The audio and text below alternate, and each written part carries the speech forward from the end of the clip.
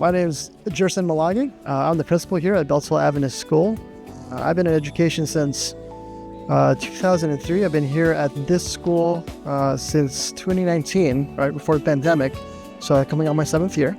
This has been a joy to be in this community. Beltsville is very unique. There's no other way really to describe it other than experiencing it. And so it's been a delight to be here, to serve this community, and then to find ways to have this community serve others as well. My name is Carol Holness. I am actually an alumni parent of this school. Both of my children went to school here many, many years ago. So we have a passion and a heart for this school.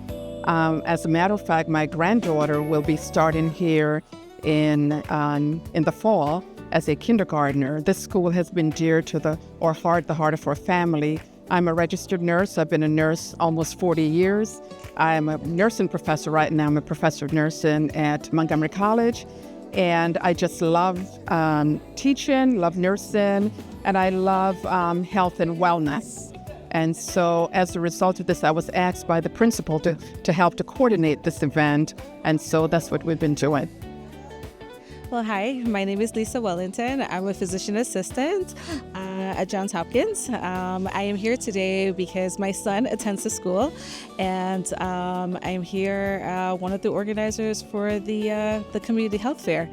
It's been something that we have always talked about, and I believe that it's something that is so beneficial for our community. So I hope at the onset of this, there will be many more health fairs, and we'll be able to reach the community on a greater aspect.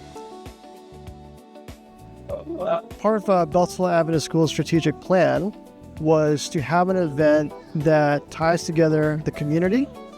This is meant to be an outward-facing event using friends of Beltsville and parents of Beltsville to field different health topics that can be a benefit to all of us around us.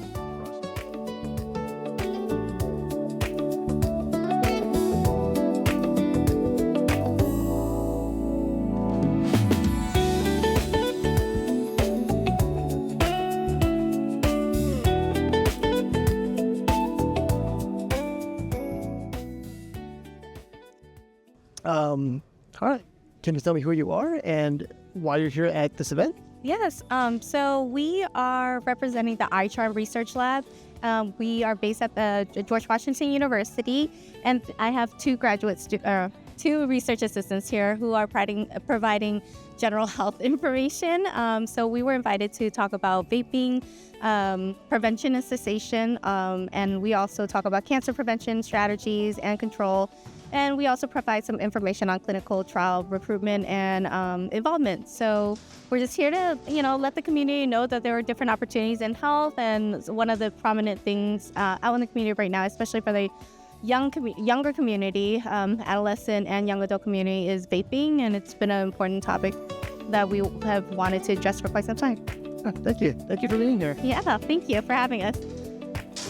Hello, my name is Esther, and I'm one of the I'm one of the research assistants at the iCharm Lab at George Washington University School of Nursing. And we're here to provide tobacco and vaping education, and also provide information on cancer screening and to recruit participants for our study for HPV self-sampling. I work at a community service center, and I work as a health program coordinator. We work with Korean American and Chinese American communities to provide access to healthcare and different opportunities to get involved in health-related research. It was fun. I got to interact with teenagers and little kids, and really get to tell them about the risks of vaping and to not vape. And so it was really a meaningful time. Thank you. So Esther, how long have you been involved with the lab? I joined the lab, I think August of 2024.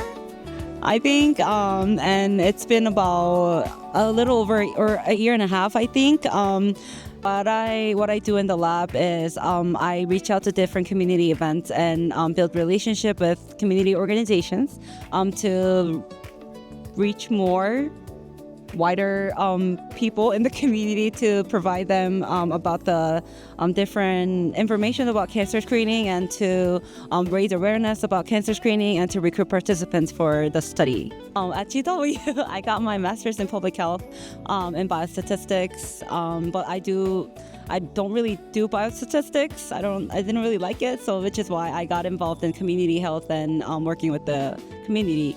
I like working with the community because I think my personality of talking to people and providing education and what I learned at school to people who doesn't have access to that education or to that information has been really meaningful, and that's why I got involved in community health. My name is Maitri, and I'm an undergraduate research assistant with the iCharm lab. And today we're out in the community. We're giving out information on cancer prevention and awareness. And we're just connecting with individuals in the community. I'm a bachelor in public health student, and I'm also in the BS-MPH program. So I'm planning to get my MPH. I'm also pre-med, so I have a background with STEM stuff like biology, chemistry. I'm also a certified medical assistant.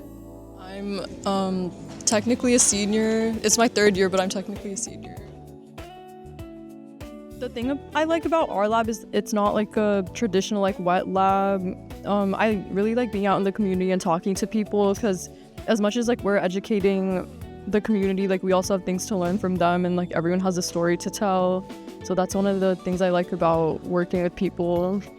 So you were just saying the iCharm lab. What is that?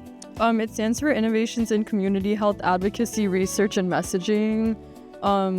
So we work on studies that are about health communication, and one of the studies we're doing right now has a messaging component to see if we can increase people's intention to get screened. Screened for what? For cervical cancer, for HPV in particular.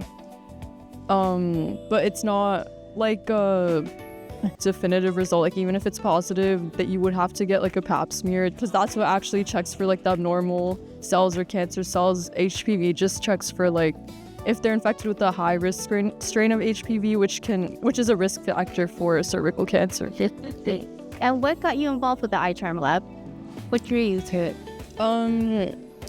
Well, I was in a club called AMPC, which is American Medical Physiology Club at GW, and they do an annual research symposium, and they have an application process where you fill out a few questions about your interests and what you have experience with, and they would actually match you to a lab. And then I think you also get to pick. I don't know how it works from your end exactly, but we rank the labs in order of like how much we're interested in them, and then we just get like matched based on that. And then I really liked my experience, so I decided to stay, and Dr. Lade decided to have me, so I'm really happy about that. Oh. And how long have you been involved with us? I think I started in November of 2023, and then I took a break in like the spring of 2025, but I'm back now.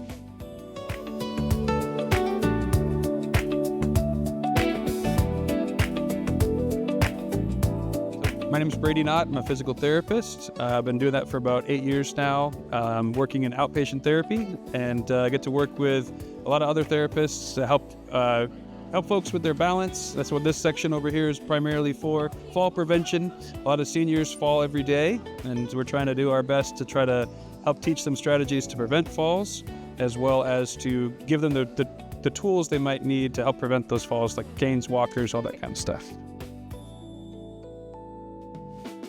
Hello, my name is Daniela. I am a registered nurse for about 1.5 years, and I work on a cardiac heart failure floor. Yeah, cool. I've been a nurse for about 1.5 years. I went to Montgomery College for school. I really enjoy being a nurse. I love being able to help people and save lives through my job. It was good. It was great. It was nice to see people try to experiment and practice CPR, teaching them the importance of hand placement and how hard it actually can be. I know on TV shows it looks a lot easier than it actually is. So to be able to show people how it's done and why we do it was really enjoyable for me, and I had fun doing it. Thank you.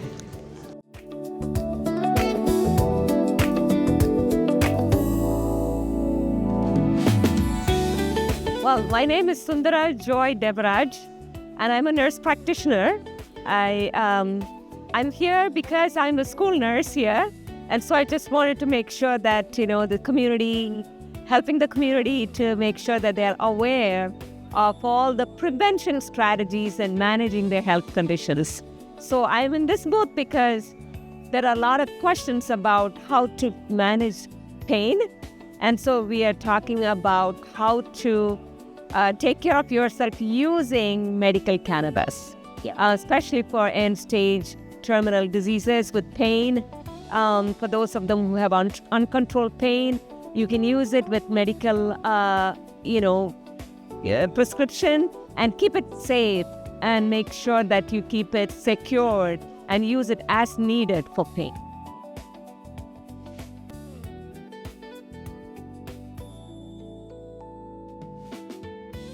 Hi, my name is Caroline Rodriguez. I'm a public education and communications coordinator at the Maryland Poison Center. And I'm here today to educate families and people of all ages about the Poison Center and what we do.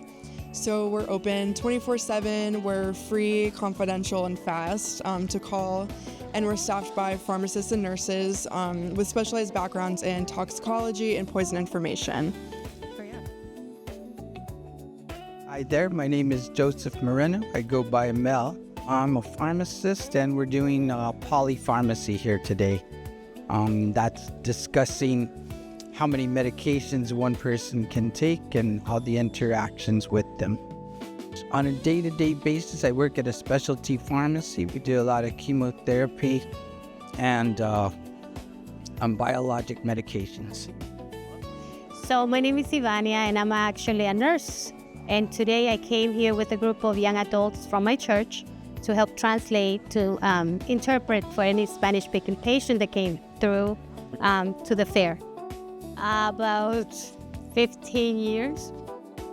So this is actually our 5th or 6th that I brought my young adults from church to do this, to help interpret for the people that don't speak English. And it's quite a nice activity for them to do. So I do it for them to see what the needs are in the community.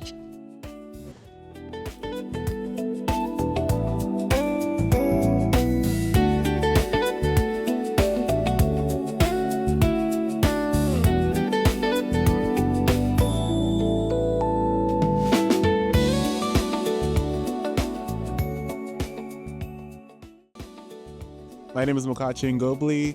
I'm a Thrive Ambassador for Kaiser Permanente. We're here to support the Beltsville area, providing healthcare information. We have information about resources in the Beltsville area, food and housing resources, and also medical and dental support. I met a lot of nice people. We're able to take their A1C, blood pressure, BMI. It's very informative, I would say.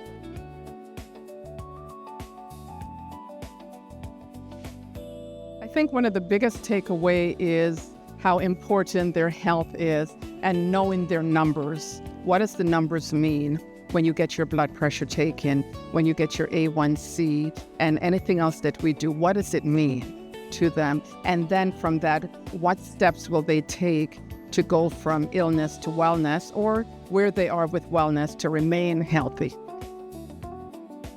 Every community has their comorbidities, and there sometimes many communities do not have the proper information.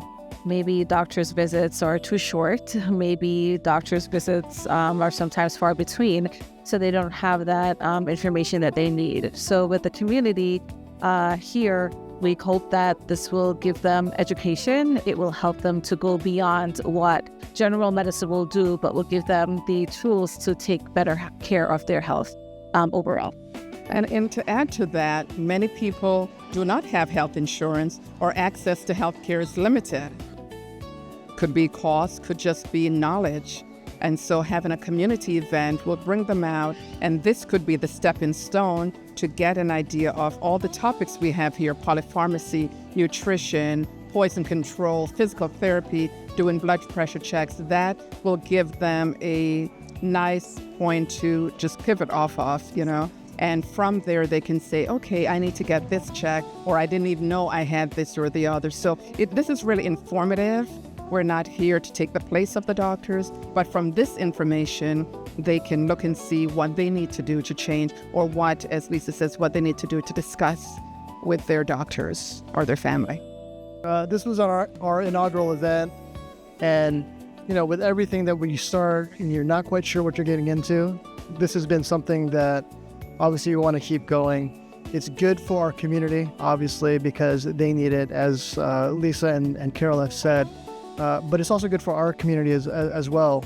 Internally, it's good that we, as a school body, know that we can get together and be of service to those around us. And so that's something we obviously very much want to keep doing in the future. We also know that a healthy mind and body is very important to our overall well-being.